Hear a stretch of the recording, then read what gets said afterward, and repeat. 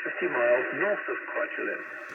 Originally, Nama was two separate islands joined by a shallow and narrow sandy isthmus, right up on the northern edge of the Kwajalein atoll. American personnel earth-tilled the causeway, thus effectively joining the two islands into one.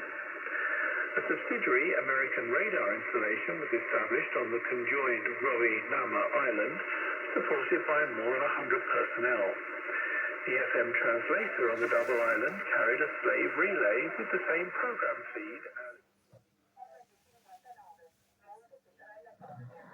Back to you, Jeff.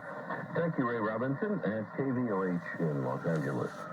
This is Reach Beyond Australia, greeting our listeners in Japan on 15...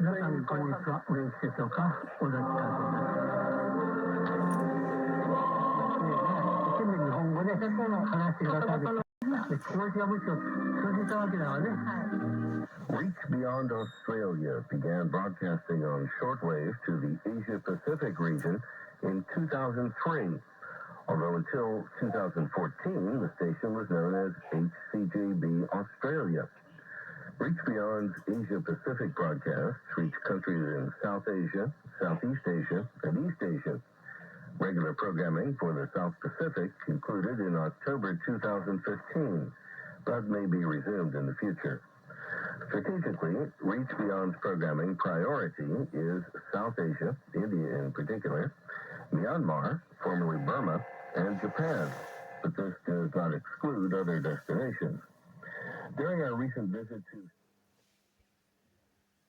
Talk with Dale Stagg, CEO of Reach Beyond Australia, which, by the way, is organizing the B23 HFCC Shortwave Frequency Coordination Conference, which will take place in Queensland, Australia, in September of this year. Dale, to begin with, Reach Beyond Australia, some people, it was formerly HCJB Australia, right?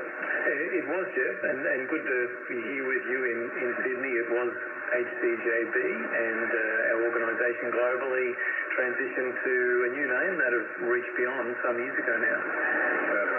And tell me how Reach Beyond Australia, or HCJB Australia, came to exist in the first place.